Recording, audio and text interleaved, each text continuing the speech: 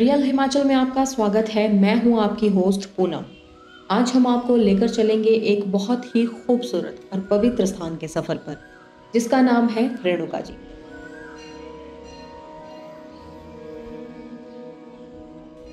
रेणुका जी वही स्थान है जहां देवी रेणुका ने जल समाधि ली थी।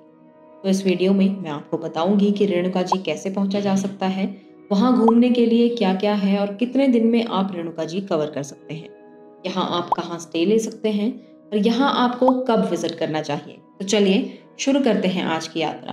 सबसे पहले बात करते हैं कि यहाँ कैसे पहुंचा जा सकता है। यहाँ पहुंचने के लिए आपके पास 3 ऑप्शन हैं। पहला बाय बस, दूसरा बाय ट्रेन, तीसरा बाय एयर।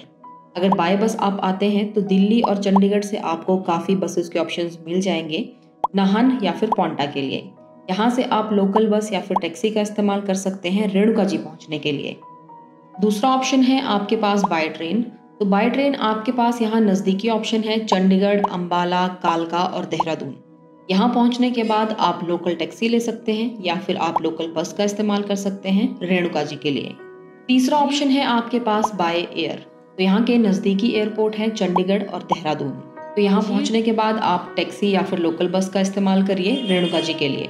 तो ये तो बात हुई यहाँ पहुँचने की। अब हम बात करते हैं कि यहाँ के कौन कौन से विजिटिंग पॉइंट्स हैं जो आपको विजिट करने चाहिए। रेणुका जी हिमाचल प्रदेश के सिरमौर जिले में बसा एक पवित्र तीर्थ स्थान है, जो समुद्र तल से लगभग 672 मीटर की ऊंचाई पर स्थित है। यहाँ की प्रमुख विशेषता है रेणुका झील, जो हिमाचल प्रदेश की सबसे बड़ी प्राकृतिक झील मानी जाती है। पौराणिक कथाओं के अनुसार रेणुका देवी भगवान परशुराम की माता और ऋषि जमदग्नि की पत्नी थी। जब राजा सहस्त्रार्जुन ने महर्षि जमदग्नि की हत्या की, तब मां रेणुका ने दुख में इस पवित्र जल में आत्मसमर्पण कर दिया था। तब से ये झील देवी रेणुका के रूप में मानी जाती है। इस झील के चारों ओर मंदिर, घाट और हरियाली है। यहाँ आकर लोग मछलियों को दाना खिलाते हैं, क्योंकि यहाँ की मछलियों को भी मां रेणुका की ही संतान माना जाता है। एक मान्यता के अनुसार भगवान परशुराम की माता भगवती रेणुका ने इस झील में जल समाधि ली थी। कहा जाता है जैसे ही रेणुका जी ने जल समाधि ली, राम सरोवर ने एक स्त्री का रूप धारण कर लिया और तब से ये झील रेणुका झील कहलाने लगी। अगर आप रेणुका जी आएं और बोटिंग ना करें तो आपकी यात्रा अधूरी रह जाएगी। यहाँ रंग बिरंगी पैडल्स वाली बोट्स उपलब्ध हैं, जिनके जरिए आप झील के बीचों बीच जाकर प्रकृति और भक्ति दोनों का आनंद ले सकते हैं। ये एक धार्मिक स्थान है। यहाँ पर शूज पहनकर बोटिंग करना अलाउड नहीं है। अगर आप झील में बोटिंग गाइड की हेल्प से करना चाहते हैं तो यहाँ पर आपको गाइड भी मिल जाएंगे। उसके लिए आपको एक्स्ट्रा चार्जेस पे करने होंगे। झील के दूसरे साइड पर कमल के फूल खिले हुए हैं, जो इस झील की शोभा को और भी बढ़ा देते हैं। इस झील में स्नान करने के लिए घाट भी बनाए गए हैं। पुरुषों के लिए अलग घाट है और स्त्रियों के लिए अलग से घाट बनाया गया है। यहाँ पर चेंजिंग रूम फैसिलिटी भी अवेलेबल है। रेणुका जी में एक और आकर्षण है, वो है रेणुका वाइल्ड लाइफ ज़ू। ये हिमाचल प्रदेश का काफी पुराना चिड़ियाघर है। इसे जंगल के बीच प्राकृतिक वातावरण में बनाया गया है। यहाँ आपको तेंदुआ, भालू, खरगोश और कई तरह के पक्षी देखने को मिलेंगे।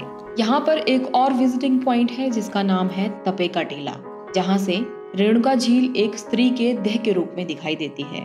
रेणुका जी से तपे का टीला पहुँचने के लिए आपको 40 से 50 मिनट का टाइम लग जाएगा।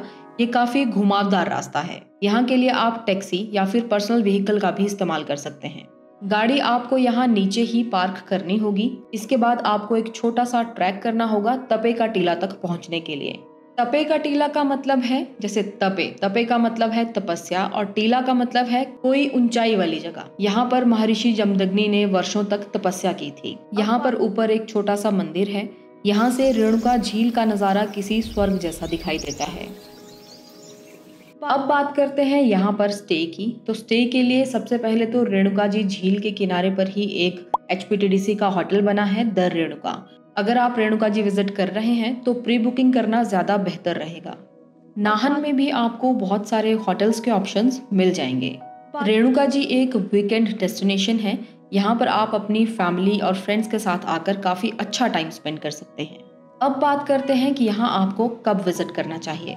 तो बरसात के मौसम को छोड़कर आप यहाँ सारा साल ही विजिट कर सकते हैं। यहाँ हर साल नवंबर के महीने में विशाल मेला लगता है, जिसमें मां रेणुका और उनके पुत्र परशुराम के अमरत्व का उत्सव मनाया जाता है। स्थानीय लोग मानते हैं इस मेले में मां और बेटा एक दिव्य लोक से उतरकर इस धरती पर मिलने आते हैं। तो ये थी रेणुका जी की यात्रा, जहां आस्था, प्रकृति और जंगली जीवन एक साथ सांस लेते हैं।